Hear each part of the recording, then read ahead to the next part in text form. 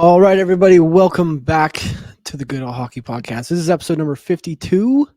I hope everyone listening or watching had a great holiday week, Christmas week, whatever you celebrate, don't care. And you're watching this on New Year. So this is New Year, new us. New Year, new Good Old Hockey Podcast. I forgot to text you. I was going to text you that we should have done New Year's resolutions for each team as a part of it, which maybe at the end, if we have enough time, we could kind of fire off some random ones for some teams, but that we see. But yeah, New Year 2025. I'm almost 25 by the time you're listening to this, which is crazy, weird to feel. But Alan, how was your week? How was Christmas? How was how was it? My week was Bay, great. right? I was back in the Bay. Yep. I got to visit a bunch of family, friends who I haven't seen in 2 years, damn near. Yeah. Super cool. Grandma came into town. She's from Texas. So it was pretty good to see her. I saw her over Thanksgiving too, but it was all nice. Super good. Fun time. Nice. Yeah. What about you? It was good. Had a good Christmas. Got some nice clothes, stuff like that. Good time hanging out with the family. Saw one of my buddies, he had a kid recently, so weird to see that. I'll tell you, like, I've known you for 10 years, Alan, and like if I saw you with a kid, like it was just so, we're at an age now where like you see people that you grew up with or like, we're young and dumb with, and then you see them holding a baby, giving them like milk, and you're just like, it just like is so, it's just weird. I don't know how to explain it, but it's just one of my best friends is getting married in August. Yeah. And that's weird too. That's a weird one. If you do, well, you know the guy, Spencer. Am I breaking news to you right now? Whoa. Wait. This is a story for another time. Spencer Tatum's getting married? Yeah. Okay, sorry everyone. What? Okay, we'll talk about it after. I thought I told you. Oh my God. What? I mean, like he's not someone that would, what? Okay, sorry. Yeah. That's how I feel about that. It's like you think about it, you're like, whoa, this guy's gonna start a family soon. That's insane. I just find it crazy. You get to that point where it's like got friends getting married, friends having kids, and it's like, what? Yeah. But and then I'm out here. We're like out here doing nothing. Not nothing. we have moves going on, but yeah, to put like lives into perspective is just crazy at this age. So if you're young and watching it, it'll hit you. If you're old and watching it, you probably are laughing at us because you've went through this. But this week on the episode, we're gonna talk about the Winter Classic first, which by the time you're watching this, it's already been happening. We're just gonna rant for a little bit because I'm a little annoyed, but we've got a lot of outside the NHL news for most part of the episode. And then at the end, we're going to talk about the Calder Race because it's still heating up and our unbiased thoughts on who should win that Calder Race. Completely unbiased. Yeah, completely unbiased. But first things first was this Winter Classic. First of all, the start time. Last year, I want to say it was on January 2nd for whatever reason. Usually it's always played on New Year's Day from what I remember. Now, I know college football and the playoffs start on that day, or I guess on the day before too, but everything, I don't know. I don't like that it's being played on New Year's Eve at 3 p.m. Mountain Time, which mind you, 5 p.m. Eastern, which is still just whack. Again, I know they're probably competing for viewership, but to put it on at 5 p.m. Eastern when people are getting off of work, not everyone has the 31st off. Almost everyone usually has New Year's Day off. I don't know. It's just weird. I'm not a big fan. I don't even know if I can watch it tomorrow. And frankly, I don't really know if I want to watch two bottom of the barrel teams go at it. I get Chicago, Connor Bedard, all of his hype last year, and safe to say he's having a sophomore. Well, we've talked about this a lot with his sophomore slump, but yeah, I don't get it. The Winter Classic was always a really cool thing. and we're supposedly in the golden age of hockey. And I don't remember a good Winter Classic, honestly, since before 2015. I'm going to be beating a dead horse here.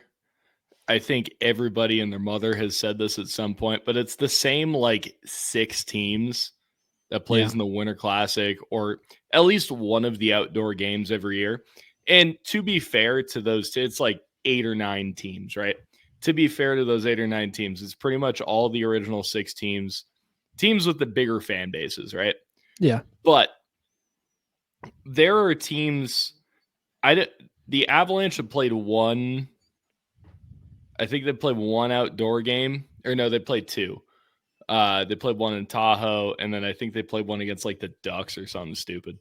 That was a stadium series, though, right? That was a stadium series game, though. Yeah, those are and different. It's like, why don't you give good teams like actually entertaining hockey? Because it's like, yeah, I thought the whole point of the Winter Classic, right? You have party New Year's Eve, right?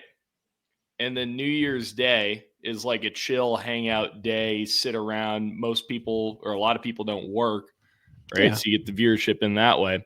You get to watch some hockey in a cool stage, right? Which is, it's awesome watching an outdoor game. That's like every kid's dream. Yeah. But you have the same 6 teams, 7 teams that are playing in it every goddamn year. How many outdoor games has Chicago played? I want to say like 3 or 4 now, probably. I get it. Probably more. I think so. I'm not going to go through this. I know they played against Detroit. Yeah. I get it with when they had like Kane and Detroit. Taves. And they like were they were a good then. team.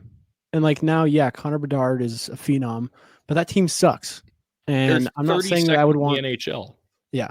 I'm not saying that I'd want a Sharks outdoor game. We already had ours, and that was kind of a bummer, but no, you know, it was just a shitty game. I went to that. Yeah. Were you there for that? Yeah. Yeah. Dude, that game sucked. I don't know if you remember. It was like, maybe it was just because I was, still living in California. San Jose doesn't really get colder than 65 degrees. But I was freezing during that game. Yeah, it was like maybe like 45. And the Sharks lost. I think it was 2-1. Boring game. Boring game. They scored 1 goal. I remember that. But I mean, I think it's cool that it's being played at Wrigley. Like, I'll stop being negative.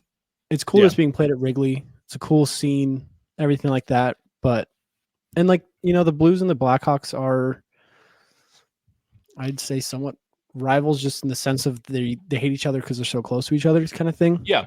They've got a historic rivalry, but like, do that when they're both good. Yeah. Not and even like last year, the Knights and the Kraken, like, that is not a rivalry, I don't think. No.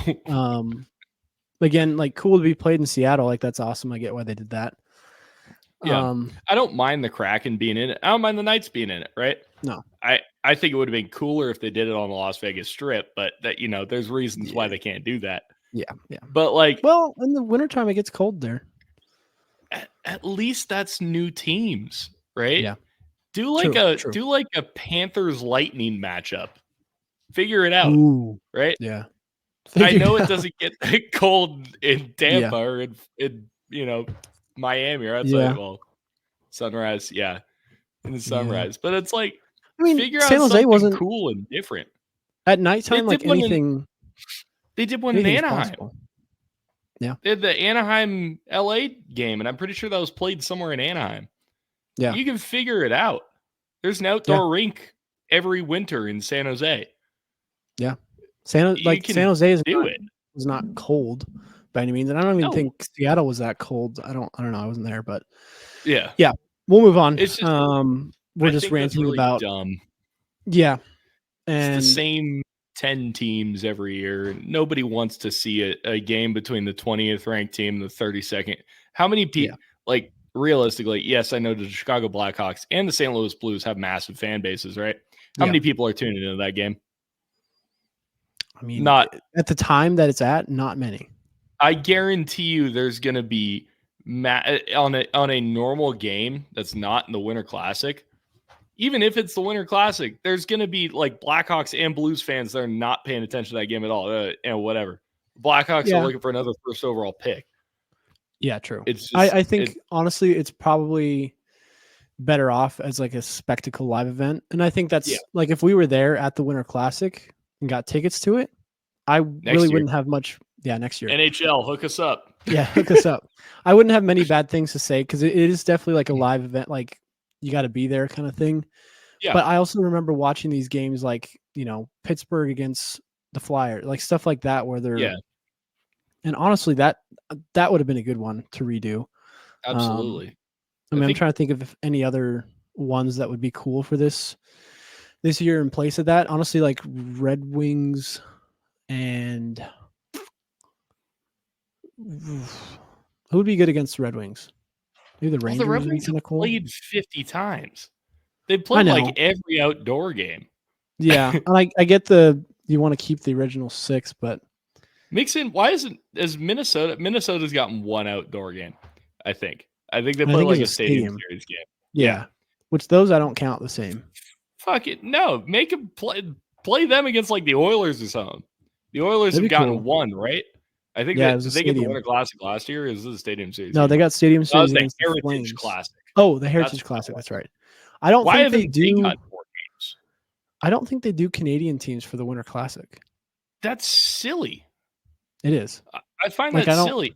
Now, I'm going to side with the Canadians here. They're not going to see this because they're not going to watch our podcast, right? Yeah. But I'm about to not side with them in a minute. But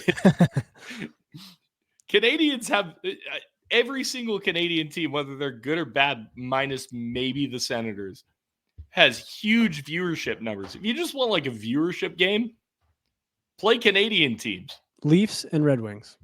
Leafs, they already did that, and that was one of the better. That was one of the better Stadium Series games, or I think that was a Winter Classic game that we've seen in a long time. Yeah, like that's my thing. Like, if you guys are gonna stick to this Winter Classic thing, we want original 6, then do some repeats. Like, I don't care if you got to put Philly and Pittsburgh against each other. Fire me up. I'm so down for that. Has Vancouver gotten an outdoor game? I think they got one. They had those like maroon and tan jerseys. Do another one with them. They're a fun team to watch. Don't do the Blackhawks and the Blues. Boring. Yeah. This might be coming out of spite because I'm a big Sharks fan, but I think this game is dumb. But I also don't think like the Sharks having a Winter Classic game would be fun either. Like, I want it to be snowing. Maybe it'll be snowing tomorrow. I want it to be snowing, and I want a good ass game. And you guys may be watching this on Wednesday, and maybe it was a great game. And we just sound like idiots. But on paper, this game does not look appealing at all, especially with the start time. Because 5 p.m. Eastern, that means like that is the furthest most point in the U.S. Everyone before that is still at work. It's 2 p.m.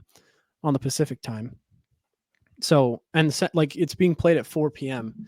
in Chicago, which is just kind of crazy. I get why they don't play it later because it's New Year's Eve, but that's why it was always New Year's Day. Exactly. And they don't want to fight. It doesn't matter when they played it. College football, which is fair, but also at the same time, like nobody's going to watch it. But that's the thing. Like it's sports. And like, if this is not like, if, a New Year's Day game is not fun, say not Alabama, they're not in it. Texas and ASU, for example. Mm-hmm. If that's played in the morning, like I guarantee you it's going to be a blowout and someone's going to be watching it. So actually we're competing with them right now because this is coming out New Year's Day, New Year's morning. we haven't seen we're competing. We haven't seen the PSU game yet. Yeah, not yet. Go Broncos. Broncos. Yeah. Fuck Penn State. Anyways, we're going to move on from the Winter Classic. Yeah, what the fuck is that? Canada. Okay, we're gonna rant. We're gonna piss off the Canadians again. But we didn't do this. You got Canada did this to themselves. Yeah, Canada at the World Juniors, perennial team as always. Mm-hmm. They're always a contender. They always will be. It doesn't matter. Always will be. Not this year. They lost to Latvia in shootout. Goalie Leonards Feldsberg, if I said that right, I don't know. He had 55 saves on 57 shots. He stood on his head. He was definitely the main factor for this team. It happens, you run into a hot goalie and you can't really do much about it. But Latvia won in shootout, which is also a crazy thing. Yeah. Because regardless of what it is, like you lost in shootout to Latvia. Yeah. No, Canada, okay. what the? So, Go ahead. Canada, what are you doing? So the U.S. lost to Finland. Was that yesterday? I want to say that was yesterday. Yeah. Right. Now, that's not a great look either. The U.S. and Canada are both perennial contenders, right? Every year, year in, year out. Obviously, the U.S. has the National Development Team Program, or National Team Development Program, pardon me, that they breed these players for this tournament, right? Where you have these guys who've been growing up playing together since they were 15, 16. They're, 19, 20, and now they're all playing together. Canada, you can always just run with your best guys, right? Or pretty much their best guys, because they have such a wide field of players that you're going to have some of the best. You're going to have the best team, basically. You're playing a team that will probably have 2 NHL players. Yeah. Finland, losing to Finland ain't great either, right? And the U.S. lost in overtime to Finland. I want to say it was yesterday at the time of this recording, right? 4-3. Trey Augustine did not play fantastic. I actually watched that game. He did not play fantastic, the United States goalie. But they still lost. Losing to Finland and losing to Latvia are two wildly different things. Latvia, I don't know. I think they medaled in the tournament like once, right? Finland's won it multiple times. Finland is a perennial contender. It's like, given these tournaments are kind of watered down with that Russia in them. Well, that's a different topic for a different day.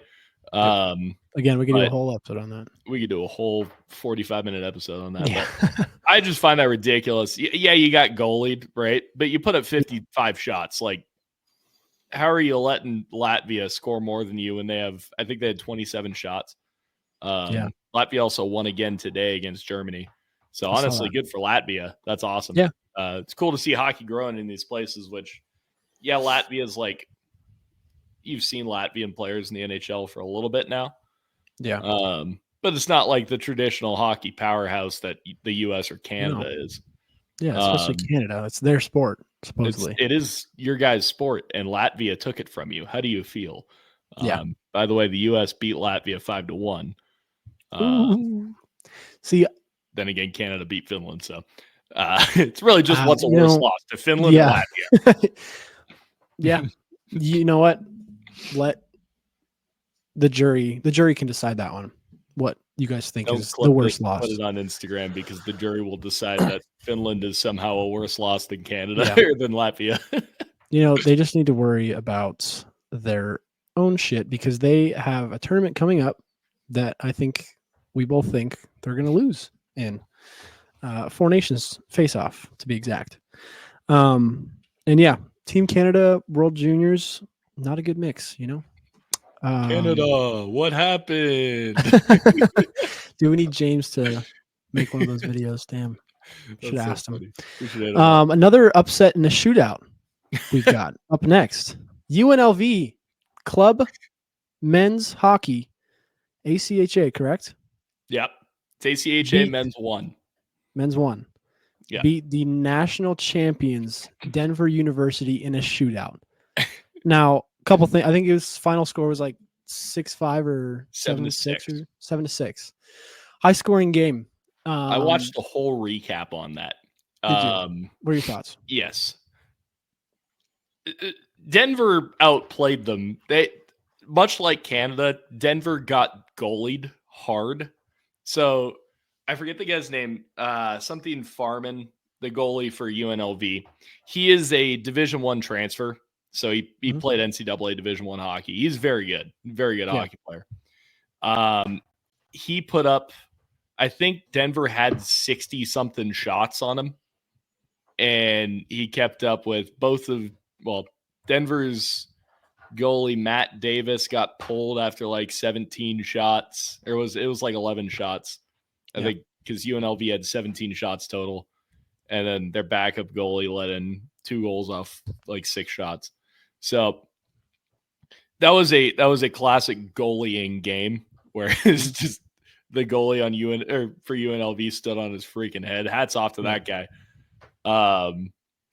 But I will say, for what you'd expect the first period and a half of that game was nothing like you would think.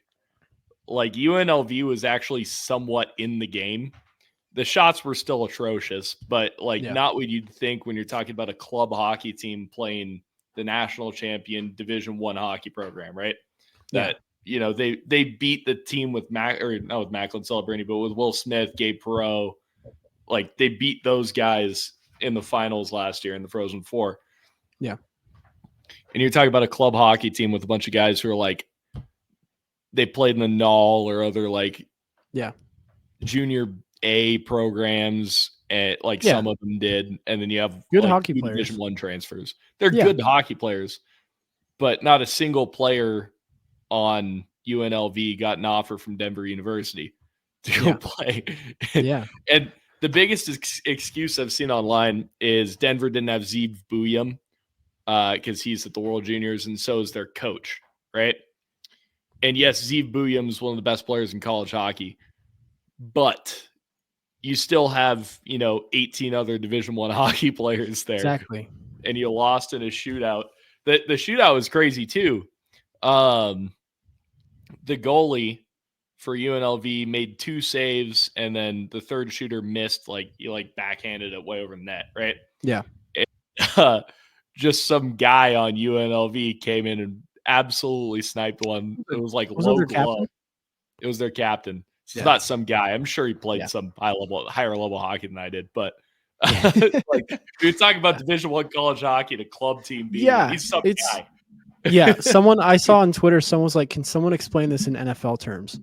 And someone was like, "This is honestly like an ECHL team beating an NHL team." Yeah, and you don't want to discredit the kids on UNLV; they're great players, but I mean, this is 2 very different leagues of hockey, and just everything about Denver has a whole facility and they have training, they have so much, and you're missing your best player, you're missing your coach, which I think is a big factor in it, especially your head coach. I don't know about Zeev. How much is he going to be coaching? That too. And it's just you're playing a club hockey team. He's just going to say go out there and let's work on some things, right? And for most of the game, I will give Denver a whole lot of credit for the last period and a half of the game. I want to say that they had 30 shots in the third period. It was ridiculous because at one point UNLV was up 5-1. Oh my God, really? Yeah. So it was, I want to say it was 5-1 or 5-2 going into the third period. So Denver had a big comeback. They put up 30 shots. It was ridiculous. A couple of the goals. UNLV's goalie made 5 or 6 saves, and then they put one in because it's he's making 5 saves within 10 seconds. It was ridiculous. Guy was nasty. That guy deserves another shot in D1, genuinely. If you could do that on a team with a bunch of guys who played low level juniors or didn't play juniors at all, what are you going to do with a bunch of guys with college offers in front of you? No, it's true. Either way, that game was ridiculous. The shootout goal was nasty, and the fact that the goalie made 2 saves in the shootout on some of the best players in college hockey is kind of ridiculous. No, it is, and that's all you can really. It's just I've seen it happen. I mean, I think ultimately at the end of the day, they probably they weren't really expecting much. I don't think. No, and they beat them 2 years ago 10-0. I think it was 2 years ago. Yeah, and that was probably the same amount of effort beating them 10-0. So it's I mean, that's what you'd expect. Yeah, right? True. That's even better than I'd expect, to be honest. I'd expect it to be well into the teens. I think they did beat them in the teens a few years back. But 10-0 isn't that bad if you're thinking about club hockey versus NCAA Division I. No. That's what I expected D1 team to beat a D3 team. Yeah. But. So honestly, just round of applause for UNLV and Latvia. Big upsets this week. But moving back to the NHL, we're going to talk about this Calder Race. It's heating up for sure. Yep. I think it will stay this razor thin for the rest of the season, assuming everyone stays healthy. Praying that for everyone. first up, I'm going to name an honorable mention. I don't know if he's being talked about enough with these other three, but Dustin Wolf. Interviewed the guy, so a little biased, but he is rocking a 912 save percentage, 2.7 goals against average. He's doing great. And I think he'll, because they usually nominate 4 people, I think, at the awards. 3 at the awards ceremony. 3, okay. 4. He might get left off, unless he keeps on this tear and someone falls off these next 3 guys. But one of them, so shout out to Dustin, but Lane Hudson with 36 games played, 26 points. Dude's got 24 assists, which is nuts. Matvey Michkov, 35 games played, leading with 29 points, 12 goals. And then we've got Macklin Celebrini, who's at 27 games played and 27 points. They are playing on Tuesday night, so this might be changed up a little bit. He'll probably be at 28 points and 28 games played. But they are both Matvey and Mac are both tied for rookies in goals, 12 and 12 apiece. And we had some discussion last time we talked about this group of kids, about Mac versus Matvey Michkov. And I think they're going to be, I think Bedard's going to be in that conversation too, but the future superstars of this league, I think are really starting to shine right now. Mac being at a point per game is insane. I want to say if he keeps up this pace, he'll be at 70 points because he missed 12 games. And that would put him higher than Austin Matthews' rookie year, who Austin Matthews had 69 points. So, and Austin Matthews played almost a full season. So, put him higher than Connor McDavid, but he missed half the year his rookie season. So, I don't know. We really count that. I'm in my heart, but whatever. Yeah. But yeah, Mac, Matvey, Lane, what's your thoughts on them? So I've seen a lot. There's a lot of discussion. These 3 guys, I think, are the front runners in most people's minds. Hats off to Dustin Wolf. There's other guys who've been doing fantastic. There's some Russian guy I've never heard of who's, I forget what his name is and what team he plays on, but I was looking at the rookie stats. I think it was 2 days ago. Doesn't really matter. These 3 guys are definitely the front runners. I think Michkov is getting stunted a little bit by his time on ice average. Obviously, playing for Tortorella, you're not going to be able to try and Michigan every game. And he's going to get mad at you for trying to Michigan every game. Yep. He's an old school coach, and that's how he does things, right? But he is averaging significantly less time on ice than both Celebrini and Lane Hudson. Celebrini's at just under 20 minutes a night. Lane Hudson's at like 22 minutes a night. Michkov's averaging 16 and a half, right? Okay.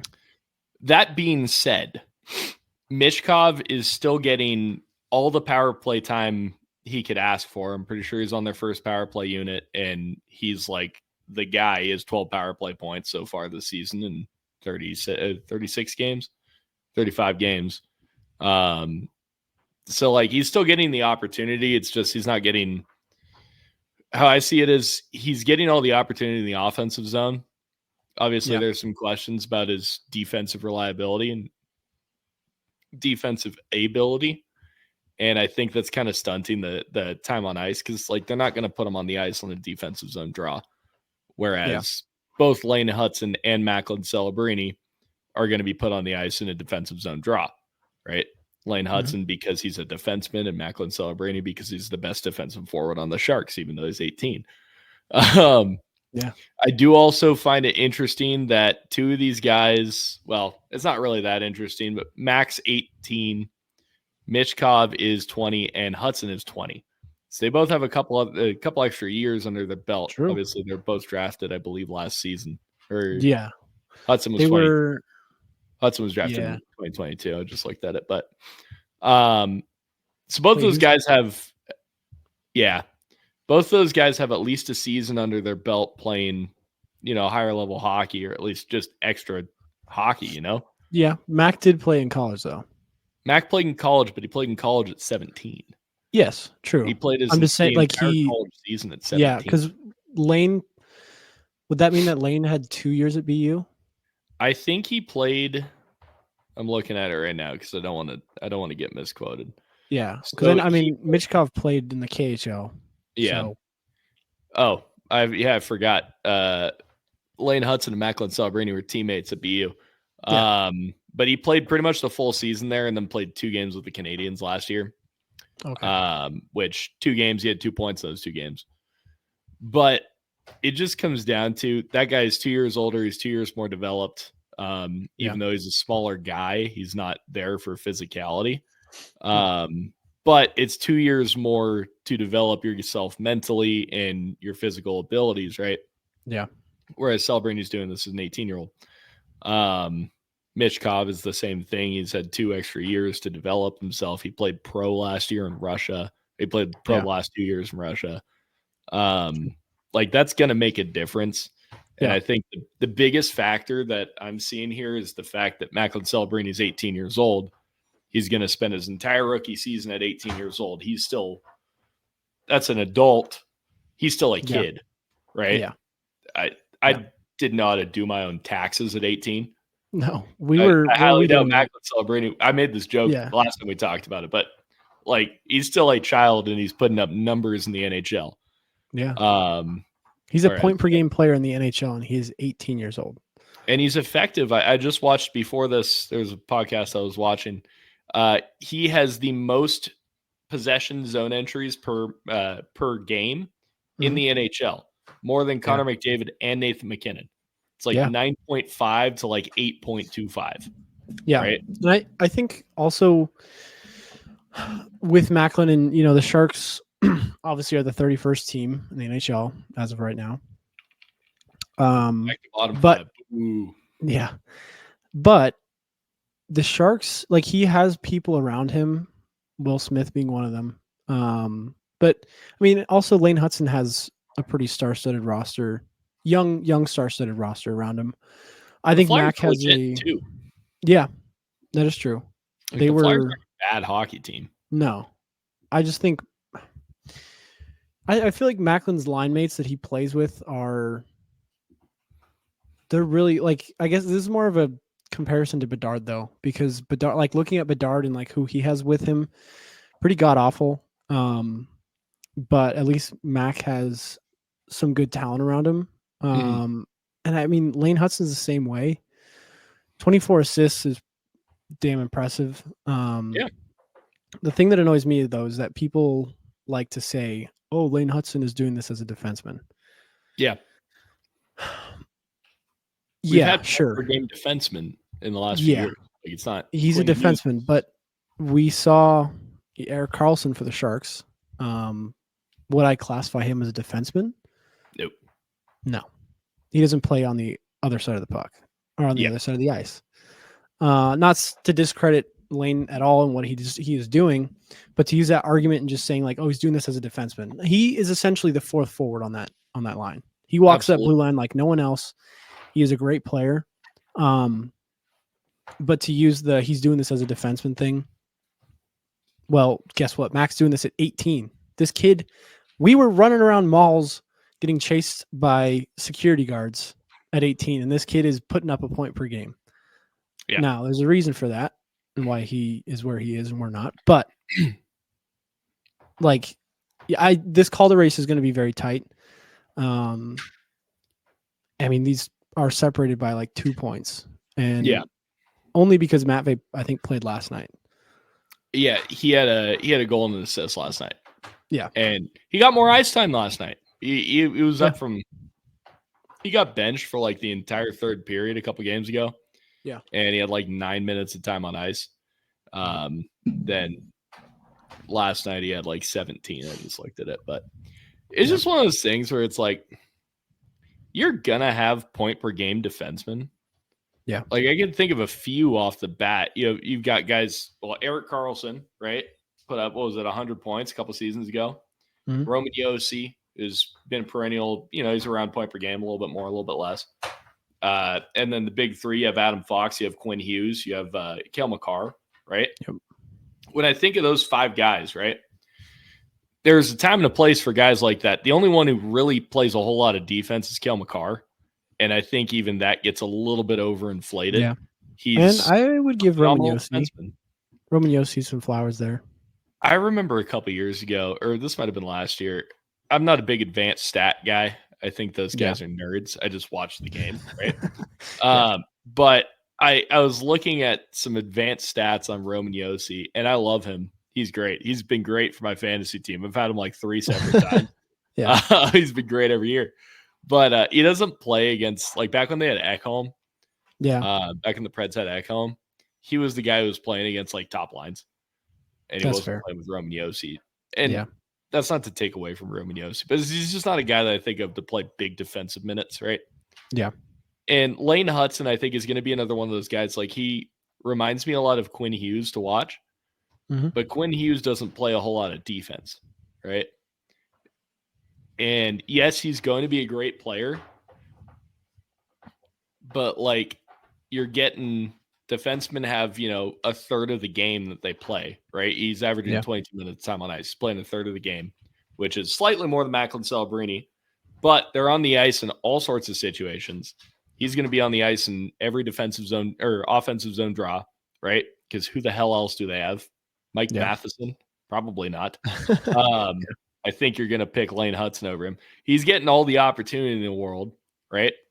And everything runs through the defense. So, yes, you're going to see him get a lot of assists because he's the guy who's passing to, Cole Caulfield, Nick Suzuki. Yeah. Like, yes, he's going to get those assists. He is nasty. I don't want this to be taken out of context and have me quoted saying that Lane Hudson sucks because he's a defenseman and he's just another Cale Makar. No, I'm not saying just another Cale Makar. That'd be an awesome. That's awesome, right? Yeah, he's gonna be a great to be player. another Cale Makar is I think Celebrini being a star 2-way center in his first year is way more impressive as an 18-year-old in the league. Yeah, I think that's way more impressive.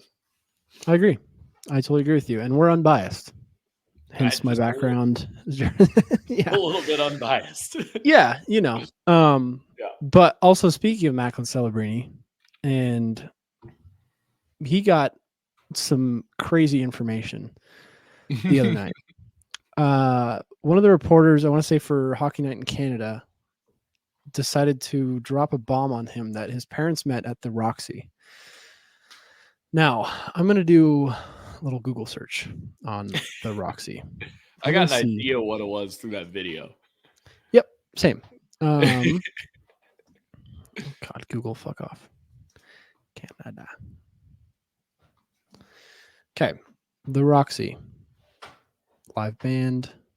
What I saw was that it is essentially a strip club. To be frank.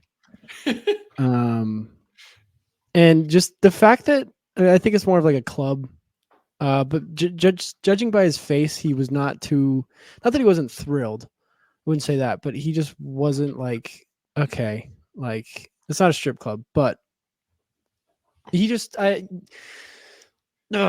break the news like that, he knew that they met at like a club or something. He had said, he didn't know exactly where. And I'm sure what's worse is that he's heard all the stories of the Rock, like players going there and the shit that goes down. It's just why, like some of these, like you were telling me, like just some of these questions these people have or comments, not say that we're perfect.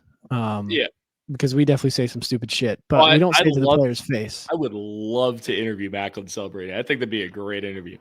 Oh yeah. Have you ever watched a Jack Hughes interview with like the media? Yeah. I wish every player in the NHL was like that because you just get some of these stupidest questions.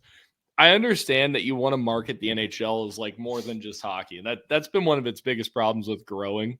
Yeah. Over the last 20, 30 years. is guys are all just hockey. You don't get to see any of their personalities. And there's some great personalities in the NHL. I think Macklin Celebrini, Will Smith are both going to be two of those great personalities in the NHL. I've seen some videos. That video awesome together. The video of him walking in and he was like, it's so funny. I was just like, Why? Why do you ask a question about it? I'm not saying they all have to be hockey related, right? No. But that's such a stupid, personal question that's going to get blasted out on the what? I don't even know how my parent. Well, actually, I kind of do know how my parents met. I think they got introduced to each other by friends. But I just don't understand why you have to ask that and then blast that to everybody on national television. It doesn't make any sense. I think everybody should. Canada, mind you. Hockey Night in Canada is national television, international television. Everybody watches that. You're from the States. If you're watching a game, you're like, oh, it's Hockey Night in Canada. I'll turn on a hockey game. Why? Yeah. I don't know. Don't get it. Yeah, I don't either. I think obviously our angle, if we were to have Macklin Celebrini on, which we will one day. But hopefully. I'll wear his jersey. Yeah, exactly. Why is this guy who's older than me wearing my jersey? Yeah. That reminds me of that grade school when I was born. Have you seen that Chris D'Elia skit where he talks about people wearing jerseys? Mm-hmm. He was. I don't agree with that. Yeah, I know you don't. But he says that if you are wearing another man's name on the back of your jersey, that player gets to fuck you after the game. That's his. Hit me up, bro. Hit me up, Mag. No. I think it's tough. I have a Macklin Celebrini jersey coming in, but it's going to get. Yeah, I bought it off. Never mind. Can't say that. Can't blast. I bought it off NHL.com. But maybe in a couple, when I'm a little bit older, I'll feel a little weird wearing a kid that was born in 2010. Yeah, his jersey on my back. Might feel a little 20 weird. Years younger than me. Yeah, right now it's it's whatever, and I see him as this. No, he's almost 10 years younger than us. Almost 6 years younger than us. Yeah. Okay. Which, it's closer to 10 than 0, but yeah, he's a year older than my brother.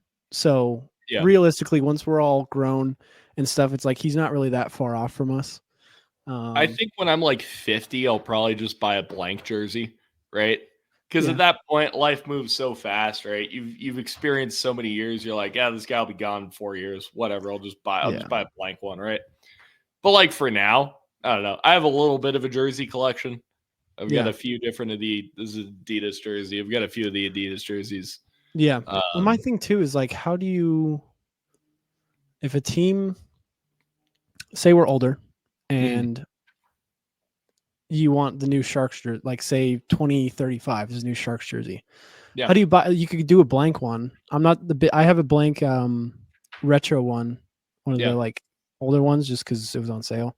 But there's a point to it where it's I don't really want a blank jersey on my back.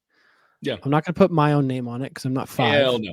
That I have a problem with. That I got a big problem I did that when I was 5.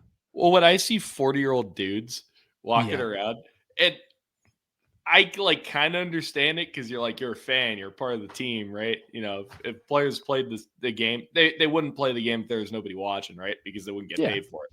So I get it. But at the same time, if you're a 40-year-old dude, you got your own name on the back of your jersey, it's a little questionable. Yeah. You're not suiting up. Yeah, no, you're not suiting up. They're not going to give you a call. The only acceptable time that I think when people get their own names on the back of jerseys is when they do. I remember there was one a few years ago.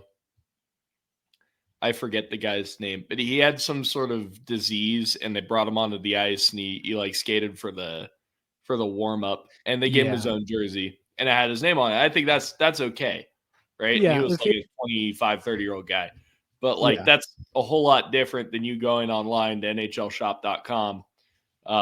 Shout out, sponsor us. And plugging yourself on the back of your jersey. That's just a little weird to me.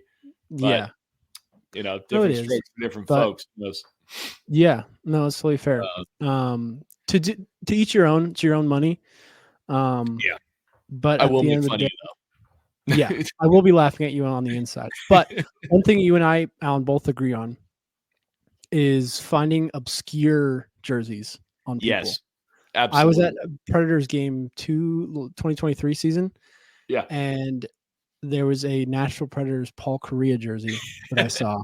And like we sent it back if like to each other. We just try to think of like crazy jerseys. Peter Forsberg, Nashville Predators. Yeah. Teemu Selanne, Colorado Avalanche. I think if you stuff like get that. a Martin Brodeur St. Louis Blues jersey, that's probably the only Blues jersey I'd ever buy. Yeah. I think that shit's hilarious. Gretzky Blues jersey. Gretzky Blues. Gretzky Rangers isn't that weird because he plays final game. There's that picture of him. Yeah, that iconic photo. What's going to be funny in like 10 years is a Patrick Kane New York Rangers jersey. Yeah. That one's going to be like, we're going to remember and be like, oh my God. Yep. I love those kind of jerseys. There's been a few good Sharks. Like you get like a Mike Vernon Sharks jersey. That's just fucking weird. Raffy Torres Sharks jersey. I've been looking for one. So, listen, Raffy Torres, NHL superstar, for the wrong reasons, right? Yeah. Everyone is like a true hockey fan, knows his name. Yeah. But at the same time, for all the wrong reasons. But I have had a search for the last 3 years to find like a legit Reebok Raffy Torres jersey. And I'm going to buy it the day I find it. Yeah. They're impossible to find. Nobody has any. And it's the most upsetting thing I've ever seen. I don't think anyone had one when he was on the team, is why. I would have had one if I had my own money at that point. I was like 11, but I was probably like 13. But if I had $200 to spend on a jersey, it would have been a Raffy Torres jersey. That guy was awesome. He was terrible, but he was awesome. I love that they brought him back when the Sharks released the Cali Finn jersey. They brought him specifically back for the promo. Yeah. So funny. Yeah. Wow. Cult classic. John Scott, Buffalo Sabres jersey. We need that. Dude, John Scott one. John Scott All-Star jersey. Oh, that'd be sick. With the C on it. Yeah. That one would go for hundreds of dollars in a couple of years. Oh, dude, I'd spend hundreds of dollars on that. Oh, yeah. But yeah, everyone, make sure you go follow us on Instagram. You can keep up with the conversation and the clips and the comments. Save us if you like us. You can save us from the Canadians. Leave a hate comment. We'll talk about it. Yeah. Okay. Alan, I have some news to break to you. Oh, is there more? Podcasters. Are we? We are, because I have started to post on my TikTok our clips. I got paid 75 cents for our clip. I better be getting cut of that. 37 and a half cents that. Yeah. No. Well, you do the editing. I'll take 25 cents. Yeah. No. We're gonna be I just want to try it out because I can get paid on TikTok as long as it doesn't get banned. So go follow my TikTok, Sean Doville. You'll see some clips on there. Give us some of that money. Is that just because you got that one video with a ton of views? Yeah, that's all it was. I had you have to have like 10,000 followers and something like that. So yeah, go follow us there. You could help us pay for what we do. 75 cents for better takes. Yeah, pay for it. Yeah, honestly, more money we make, the more. Honestly, no. We can buy Chat GPT, right? Yeah, and then we can ask it what it thinks about hockey, and then we can just relay that information for all the Canadians out there because they want us to have boring fucking takes and say, "Oh yeah, Canada's going to win another international tournament." Fuck you. No, you're not getting that. You're not getting that from us. Put that on We're not. Yeah, I won't. We're not professional. We never claim to be. We are two dudes that love hockey and love yapping about hockey. We both have day jobs. We do. So this is just for fun for us. So yeah, go follow us and everything. Subscribe if you're a new listener. And yeah, we'll see you next week. We'll see what is on the table. I have a feeling in the next, probably by February, we'll do another what's called Four Nations episode soon. Maybe a little bit more in depth. I forgot about Canada a little bit more. What? Ovi. Real quick side note. Yep. Ovi Goal Tracker is back. It is. He scored at the time of recording of this episode. He scored 2 goals in 2 games since he's been back. One was an empty netter, but guess what? They all count the same. Doesn't really matter. I hate that. People are getting pissed, and I'm like, I love Wayne Gretzky, but goalies didn't know how to butterfly when he was playing, and he played against. He was a great player. Don't get me wrong. Oh yeah. But if you're going to get pissed about empty netters, Wayne Gretzky could take a slap shot from the top of the circles and score because he had that one goal. It was against the Blues or something. No, that was Steve Yzerman. He had a goal against somebody where I think it was against like the Flames, where he took a slap shot from like the top of the zone on a rush, and it went in. And it seems like one of the greatest Gretzky goals ever. I'm like, that today you get benched for doing that. That's ridiculous. You get benched in beer league for that too. Yeah, you get benched in beer league. Like if you don't score that goal, you're getting benched forever. You think Gretzky's getting benched for taking a slap shot at the point?